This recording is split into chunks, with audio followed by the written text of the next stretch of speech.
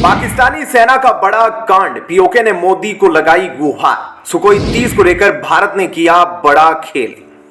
दोस्तों, पाकिस्तान ने पीओके में बड़ा खेल कर दिया है, जिसके बाद पीओके ने प्रधानमंत्री मोदी से मदद की गुहार लगाई है। तो वहीं दूसरी तरफ अब सुखोई 30 को लेकर भी भारत ने बड़ा खेल कर दिया है। क्या है पूरी खबर, अब इन दोनों खबरों के बारे में आपको थोड़ा विस्तार से बताते हैं। दरअसल पाकिस्तानी सेना ने पाकिस्तान में ओछी हरकत करते हुए पीओके के शारदा मंदिर पर कब्जा करके उसे कॉफी होम में तब्दील कर दिया, जिसके बाद पीओके लोगों ने सीधा मोदी सरकार से गुहार लगाई है।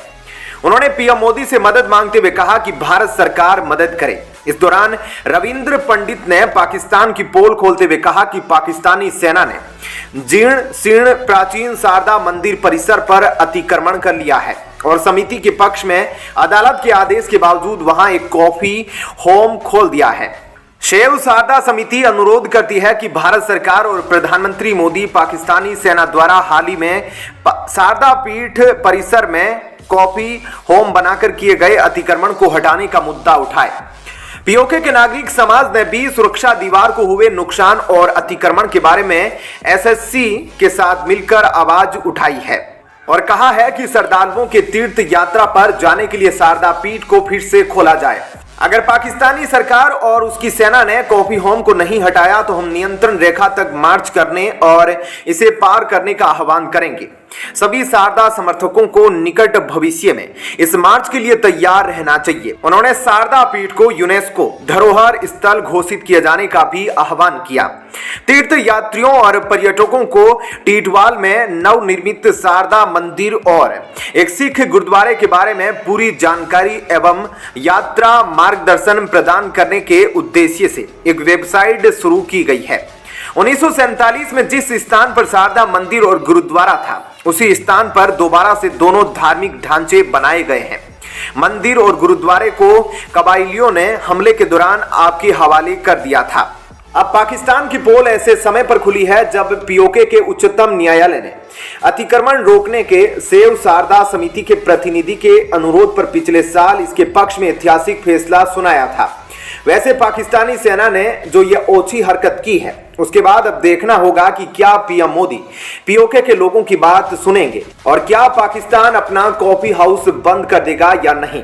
वहीं दूसरी तरफ रूस के सुखोई 30 MKI विमान को लेकर एक बड़ी जानकारी सामने आई है और वह यह है कि सुखोई 30 MKI को लेकर भारत ने एक बड़ा फैसला कर लिया है। बीते 2 दशक से पहले सुखोई 30 MKI को भारत की वायुसेना ने अपने बेड़े में शामिल करना शुरू किया और धीरे धीरे करके इसकी संख्या 272 हो गई।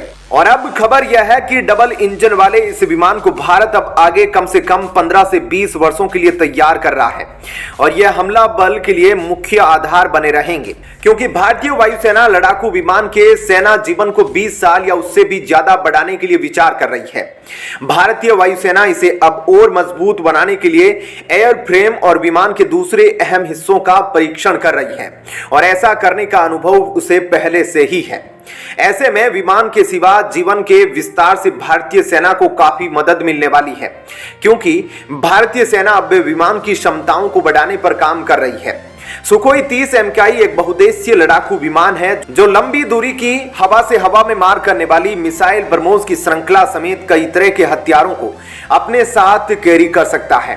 कुल मिलाकर देखा जाए तो सुखोई 30 MKI को मजबूत करके भारतीय वायुसेना आगे के लिए एक बड़ा गेम चेंजर प्लान सेट कर रही है, जिससे आने वाले भविष्य में इस विमान के खिलाफ किसी को भी कोई ना काट ना मिल पाए। इसलिए इसे स्वदेशी हथियारों से लैस किया जा रहा है। इसकी आयु बढ़ाई जा रही है ताकि आपातकालीन स्थितियों में पाकिस्तान और चीन जैसे देशों को करारा जवाब दिया जा सके। क्या कहना है आपका इस खबर पर, कमेंट सेक्शन में जरूर बताइएगा। वीडियो को लाइक शेयर जरूर कीजिएगा। दोस्तों, भारत के हथियारों ने चीन से लेकर पाकिस्तान तक पूरी दुनिया में हड़कंप मचा दिया है। जी हां दोस्तों, जहां दुनिया भर में सभी देश अपने आप को मजबूत करने में लगे हैं, तो ऐसे में भारत भी किसी से पीछे नहीं है। और अब भारत में न सिर्फ बड़े बड़े हथियार सेना में शामिल हो रहे हैं, बल्कि पुराने हथियारों को अपग्रेड भी किया जा रहा है। आखिर कौन से हैं वे खतरनाक हथियार जिनसे चीन और पाकिस्तान भी घबराए हुए हैं, उनके बारे में अब आपको थोड़ा डिटेल में बताते हैं। दरअसल अब सुखोई फाइटर जेट का नया अवतार आ रहा है, साथ ही तेजस का नया रूप भी दुश्मनों को चौंकाने वाला है। ब्रह्मोस का भी अब कायाकल्प हो रहा है। बाहुबली टैंक भी काफी भयंकर होने वाला है। पिनाका का पावर पहले से ज्यादा होने वाला है। इसके अलावा भी कई और हथियार भारतीय सेना के लिए तैयार और अपग्रेड किए जा रहे हैं, जिसकी झलक नए साल में हमें देखने को मिलेगी। फिर चाहे T-90 भीष्म टैंक हो या F-400 anti missile defence system का देसी अवतार, नए साल में दुश्मनों की नींद उड़ाने के लिए तैयार हो रहे हैं। सबसे पहले बात T-90 भीष्म टैंक की करें तो टैंक के कमांडर साइट का रेट्रो मॉडिफिकेशन किया जा रहा है। इसकी मदद से T-90 के कमांडर लंबी दूरी तक टारगेट का पता लगा सकेंगे।